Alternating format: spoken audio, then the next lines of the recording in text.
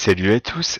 L'année 2016 a été très chargée, mais trop souvent en mal dans l'actualité. En revanche, au niveau du cinéma, il y a eu plein de bons films pour nous aider à surmonter tout ce bordel. Alors comme c'est indiqué dans le titre de la vidéo, voici la liste des films que j'ai aimés en 2016. Commençons en 10e place avec Comme des bêtes de Chris Renaud. Film d'animation du studio derrière Moi moche et méchant, j'ai trouvé le duo Max Duke marrant à voir, l'animation bien foutue, une VF pas mal du tout. Par contre, gros reproche dans l'absence de message quelconque, mais c'est pas Disney, donc passons. En 9e place, nous avons The Revenant de Alejandro González Iñárritu. J'ai toujours eu du mal à supporter Leonardo DiCaprio, mais avec ce film signé Iñárritu, on a affaire à du haut niveau. Et pour la première fois, j'ai réussi à supporter DiCaprio. La mise en scène est hallucinante, c'est une plongée dans l'Amérique sauvage incroyable, l'histoire de Douglas qui survit à une violente attaque d'ours est vraiment excellente, les acteurs sont énormes et on nous fout la paix avec DiCaprio. Il a eu sa statuette des Oscars à la con, stop les gars, on a compris, ok? En 8e place, nous avons Deadpool de Tim Miller. Les films de super-héros, j'adore, et ce film innove plein de trucs sur plusieurs points. Il est garni de clins d'œil à la pop culture des années 80-90, les personnages sont bien conçus, Ryan Reynolds s'éclate en jouant un Deadpool conscient d'être dans un film, et balançant un nombre impressionnant de conneries à l'écran, tout en dégommant tous les gus qui veulent sa peau. Bref, c'était énorme. En 7e place, nous avons Sully de Clint Eastwood. Ça me fait mal de placer un film avec Tom Hanks aussi bas, surtout si Clint Eastwood est derrière la caméra, mais je reconnais que ce grand réalisateur a fait de plus grands films. Néanmoins, j'ai été très satisfait de voir l'hommage qu'il a fait au héros du Miracle de l'Hudson, et aussi la manière dont l'enquête sur le capitaine Sullenberger, joué par Tom Hanks, est montrée au public. Au final, on se retrouve devant un film intéressant à regarder. En 6e place, nous avons Assassin's Creed de Justin Kurzel. Enfin, un bon film adapté d'un jeu vidéo très connu et dont je suis un gros fan.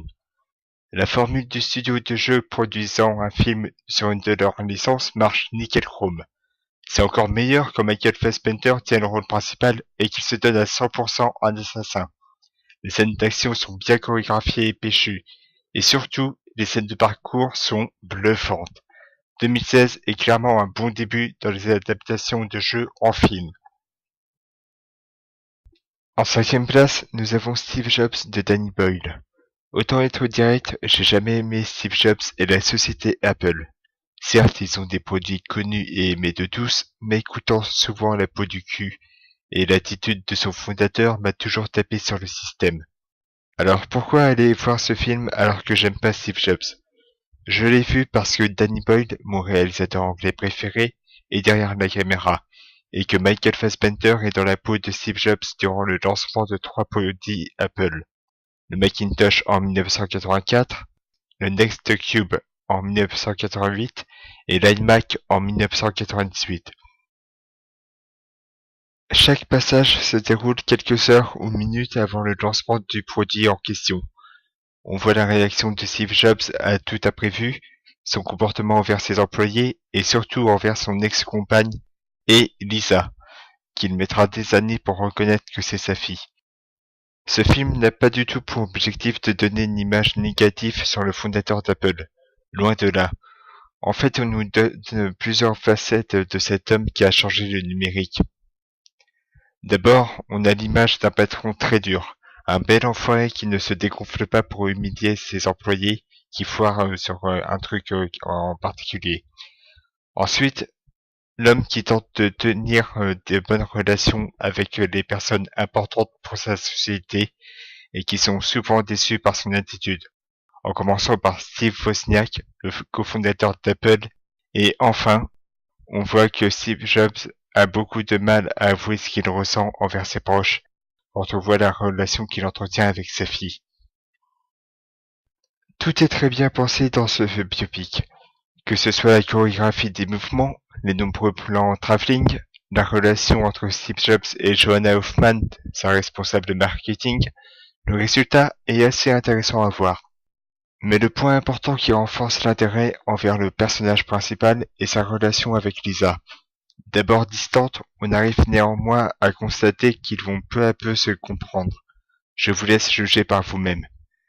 Absolument tous les acteurs jouent très bien leur rôle. Je pense d'abord à Michael Fassbender, au jeu toujours très propre, mais aussi à Seth Rogen, qui est très naturel en Steve Wozniak. Kate Winslet, qui joue Joanna Hoffman, est très bien aussi. Au final, que vous aimiez ou pas le fondateur d'Apple, ce film donne à coup sûr une image plus fine sur qui était Steve Jobs. En quatrième place, nous avons Batman v Superman de Zack Snyder. Vous vous rappelez de l'affiche qu'on a vue dans Je suis une légende, avec les symboles de Batman et Superman fusionnés pour annoncer un combat entre eux? Ce combat, tout le monde l'a vu en 2016. Bien que n'ayant jamais aimé Superman, j'ai quand même voulu le voir se mettre sur la gueule avec le plus grand super slip de l'univers DC, le grand Batman. Zack Snyder, le mec qui nous a fait le chef-d'œuvre Watchmen et Les Gardiens, se remet au film de super-héros et nous gâte beaucoup, avec d'abord un très bel effet de jeu de lumière, assez sombre pour montrer l'ambiance triste et dure de Gotham City. Le dynamisme des combats et les mouvements de caméra fluides et pas trop brouillons captivent énormément et s'éloignent beaucoup d'une mise en scène tirée par les cheveux et trop exagérée, comme le font selon moi les nouveaux films Marvel qui ont du mal à renouveler leur scène. Le réalisateur montre qu'il peut réunir deux personnages emblématiques des comics sans tomber dans les stéréotypes du super qui n'a pas de peur et de défauts. Chacun se dévoile à l'autre mais sans y aller brutalement avec des punchlines toutes trouvées. Ils examinent leurs gestes pour mieux se préparer et c'est montré grâce au gros boulot de la mise en scène vraiment bien faite. Ben Affleck est pas mal du tout en Batman, mais aura beaucoup de mal à faire d'ombre à Christian Bale et Michael Keaton à cause de son passé de super-héros aveugle dans le pas si mauvais Daredevil dont je parlerai un jour. Henry Cavill, que j'ai jamais vu jouer Superman car j'en ai rien à secouer de Man of Steel, est plutôt convaincant dans la peau du mec au slip rouge. Batman v Superman ne mérite pas de se faire détruire par le public. Sauf pour le Lex Luthor et sa gueule de tapette.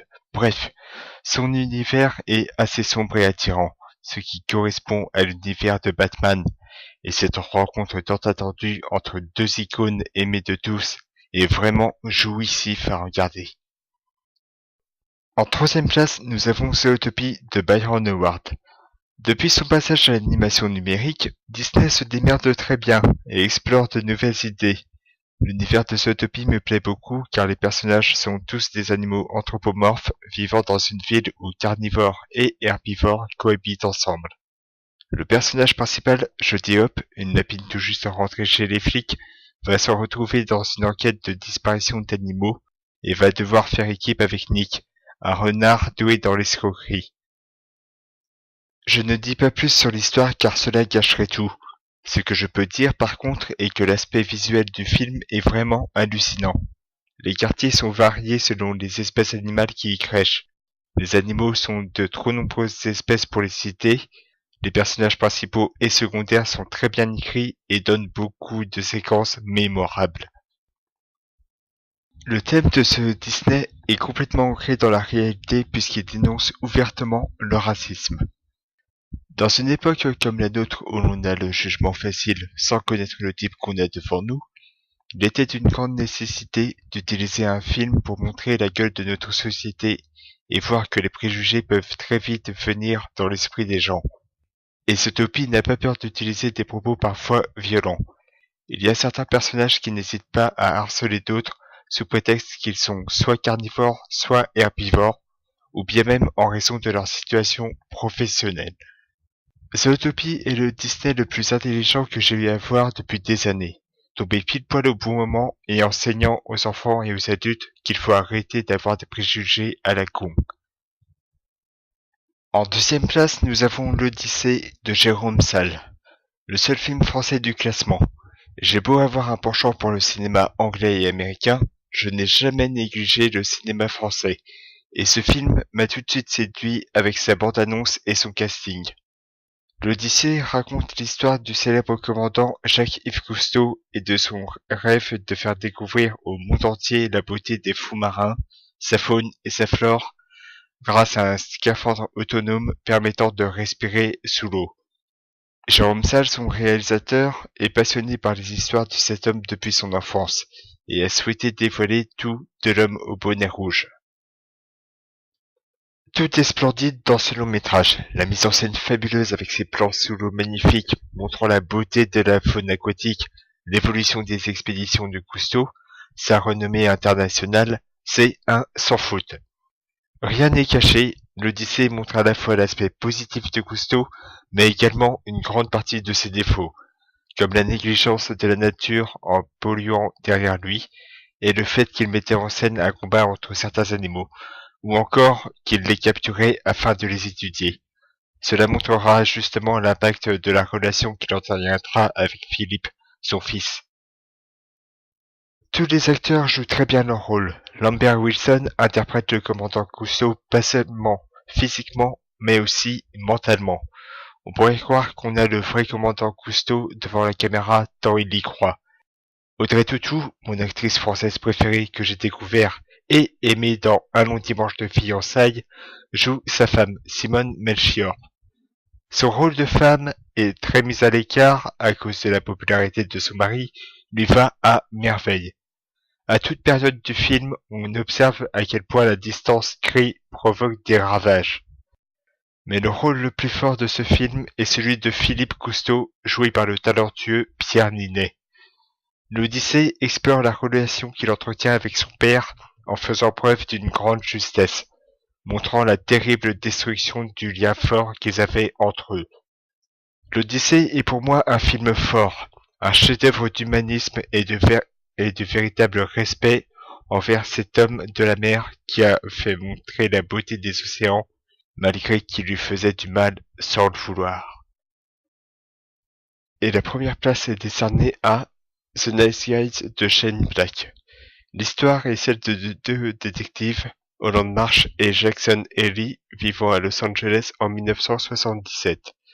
Tous les deux vont enquêter sur la mort d'une starlette, et avec leurs méthodes très différentes, ils vont mettre à jour une conspiration impliquant les mecs les plus importants de la ville.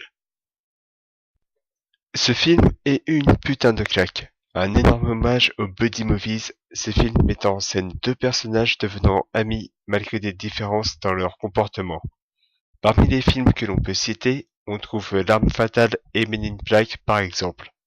Shane Black adore ce concept de film, et même si c'est devenu un genre récurrent, il y a toujours autant d'efficacité. La preuve avec ce film où tout est impeccable, la mise en scène jouissive au possible, la bande son typique des 70s avec du Kiss, Kool and the Gang et un tas d'autres titres disco, les décors et les costumes sont une belle reconstitution de cette décennie. Bien que je n'étais pas du tout né, j'ai quand même été scotché par le travail accompli. L'histoire est à première vue trop surfait, mais au final c'est ce qui fait le charme fou de ce Nice Guys. On se rend compte que c'est un très bon moyen d'apprendre à connaître Holland et Jackson, qui forment vraiment un duo irrésistible. Holland est l'élément humoristique typique de toute comédie policière.